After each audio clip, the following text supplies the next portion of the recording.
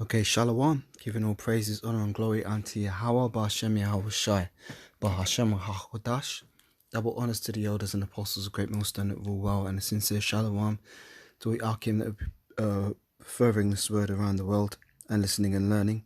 Also to you, Aquaf, that are supporting the ministry and listening and learning. This is the brother Caleb from the GMS London Forecasters Camp coming back at you another lesson to help edify the Lord's elect. As always, I'd like to start by saying that we are the real Hebrew Israelites. The real Israelites, these so-called Negroes, Latinos, Hispanics, Native Americans, West Indians, West Africans predominantly. However, you are going to find Israelites that do look like the other nations because we as a people have been scattered amongst all nations throughout our various captivities. But if your seed line by your forefathers goes back to the man in the Bible that was named Israel, then you too are an Israelite, no matter what you may look like, because the book of Numbers, chapter 1 and verse 18 states that your nationality is determined by the lineage of your forefathers. So, also, I'd like to give mention to the names that we reverence. Those names being Yahweh, which is the name of the one true God of the Bible. His name is Yahweh, which means he is or he exists. And his son's name, the one the world ignorantly calls Jesus Christ, his name is Yahweh Shai in the Hebrew, which means he saves or he delivers. So, as you can see on the screen here, I've got a photograph of, I think it was last week, as I was walking through central London. And, in the heart of central London, I was walking down the road and I saw this inscribed in the pavement. And basically what you can see is someone has taken the time to engrave "fuck Boris" into the pavement. Now, this doesn't look like, I could be wrong. This could be freshly laid concrete because you can see someone's footprint there where they've stepped in it. But the fact of the matter is that someone's taken the time to dig into this and write "fuck Boris." Now, the reason why I'm mentioning this is because someone must have been pretty damn pissed off to take the time to sit there and chisel in "fuck Boris" into the cement. Now, this is very interesting because this is a sign of the times. Because what you're having is a lot of growing discontent, if that's the word to use, between the people and their ruling authorities. So in this case, the people and their government, because at the moment the Prime Minister of the UK is Boris Johnson, I believe. I should say the Prime Minister of England is Boris Johnson. This is who someone has inscribed "fuck Boris." This is referring to him. Now, I find this very interesting because, as I said, this shows the level of discontent that is in the hearts of the people towards their elected government officials, their so-called leaders. But when I was actually thinking about this, right, I was actually having a conversation with my dad yesterday, and I said to him, for as long as I've been alive, there's never been a prime minister that's actually done anything that has helped to benefit the people. So let's go back through them. So what do we have? Right now we've got Boris Johnson. Before him you had Theresa May. And a lot of people were never liked Theresa May, and they were very unhappy about the botch job she was doing in terms of handling the Brexit, not being able to reach negotiations and deals and stuff. Prior to her, you had, David Cameron. And what did he do? He ended up raising the university tuition fees to astronomical levels, and at the same time you had in the coalition, it was Nick Clegg with him, Nick Clegg was supposed to be the head of the Liberal Democrats. So all the people who voted for the Liberal Democrats, thinking that they would be, a refreshing change from the conservative Labour paradigm, if that's the word to use. When these people voted for the Liberal Democrats and they got a joint, a hung parliament, whatever, with the Conservatives, what did the Liberal Democrats do? They merged with the Conservatives and started pushing the exact same policies that the Conservatives were pushing, which was actually going against their campaign promises. I remember this caused a lot of backlash from the public. And even because what do you have? The Conservatives wear the blue, the Labour Party wears the red and the Liberal Democrats used to wear the yellow. Well, as soon as they became a coalition government with the Conservatives, their yellow ties turned to purple. Now, what do you get if you mix yellow and blue? You get, I believe, you get purple, if I'm not mistaken. So yeah, that showed their affiliation. They just basically became an extension of the Conservatives. Prior to that, you had the Labour Party in power, which so prior to David Cameron getting into number 10, you had Gordon Brown, and nobody liked Gordon Brown. Then prior to him, you had Tony Blair, and the public pretty much hates Tony Blair because what did he do? He stood shoulder to shoulder with George Bush Jr. in going to war in Iraq in, was it 2003, 2004? When they claimed that they were, maybe it was 2002 even, because 9/11 was 2001, yeah, but around that time, they went into Iraq claiming that they had weapons of mass destruction, which to this day have never been found. And a lot of, UK soldiers went over there and they got bust up and shot up and shit. And, what did they really accomplish? There were no weapons of mass destruction in the first place.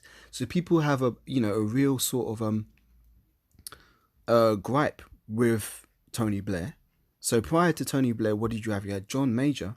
And John Major was the Prime Minister during the UK recession of the early 1990s, in which a lot of businesses, a lot of private businesses went under because of the recession, So a lot of people were unhappy with the situation when John Major was in power. Prior to him, you had Margaret Thatcher, who was known as the Iron Lady. And what did she do? She shut down a lot of, coal mines and a lot of industries. So a lot of people were put out of jobs. And I believe she also went to war in the Falklands, didn't she? If I'm not mistaken. But yeah, a lot of people hated the Iron Lady, Margaret Thatcher. So I've just gone through all the prime ministers that have been in power. That's just during my lifetime. Obviously, someone who's older could go back even further if they remember the prime ministers prior to Maggie Thatcher. But those are all the prime ministers that have been in power in my lifetime. And as I've just demonstrated, all of them have always done things which have never benefited the people, but rather benefited the interests of the elite banking families, which is who they serve. They're just puppets for, the Rothschild family and them, and their ilk, if I can use that word. They're just there to do the bidding of the shadow government and their puppet masters.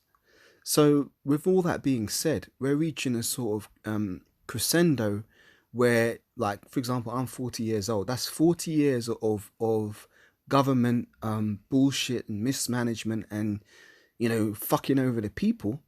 It can only go so far before the people start to rise up and there's going to be insurrections.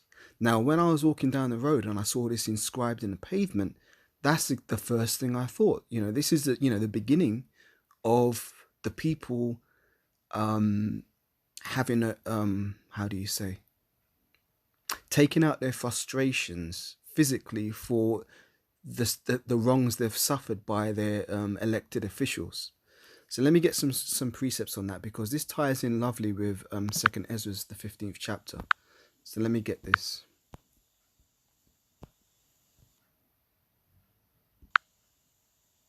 Second Ezra, the 15th chapter, starting from verse 1. Behold, speak thou in the ears of my people the words of prophecy which I will put in thy mouth, saith the Lord, and cause them to be written in paper, for they are faithful and true. Fear not the imaginations against thee, and let not the incredulity of them trouble thee that speak against thee, for all the unfaithful shall die in their unfaithfulness. Behold, saith the Lord, I will bring plagues upon the world, the sword, famine, death, and destruction. So we're experiencing some of those plagues right now, because a lot of people are dropping dead due to having taken this clot shot. So this is one of the plagues, okay? And it says, for wickedness hath exceedingly polluted the whole earth, and their hurtful works are fulfilled. Therefore saith the Lord, I will hold my tongue no more as touching their wickedness, which they profanely commit, neither will I suffer them in those things in which they wickedly exercise themselves. Behold, the innocent and righteous blood crieth unto me, and the souls of the just complain continually. So the souls of the just that are complaining continually are the elect of the nation of Israel, because when we're doing these videos, we're sighing and we're crying for all the abominations that we're seeing in the midst of the wherever it is we are situated in the world, because it said wickedness have exceedingly polluted the whole earth. The Job 9:24 also says the earth is given into the hand of the wicked, he covereth the faces of the judges thereof. So the Israelites are the just, the elect of the nation of Israel, because obviously 2/3 of the nation are, they're lost at the moment. The Most High has blinded their eyes and their ears so that they can't see and understand what is going on. But the elect are crying continually, right? So it says, verse 9, and therefore saith the Lord, I will surely avenge them and receive unto me all the innocent blood from among them. Behold, my people is led as a flock to the slaughter. I will not suffer them now to dwell in the land of Egypt. So the land of Egypt is synonymous with Babylon the Great, which is America. But we are yet this day in our captivity. So for those Israelites who are living outside of the United States of America, Babylon the Great, they are still yet this day in their captivity too. So when the Lord comes, speaking of the Lord Yahushua, he's going to deliver his elect from the four corners of the earth. So there could be Israelites in all countries that may receive deliverance and salvation, because it says we're going to be caught up in the air, meaning that when the Lord comes with the innumerable number of chariots, which is what the world ignorantly calls UFOs, he's going to gather his elect from the four corners of the earth. So the elect are going to be taken up into the chariots, and they're going to receive new bodies, which is the blessing given unto us Israelites. So it says, behold, my people is led as a flock to the slaughter. I will not suffer them now to dwell in the land of Egypt.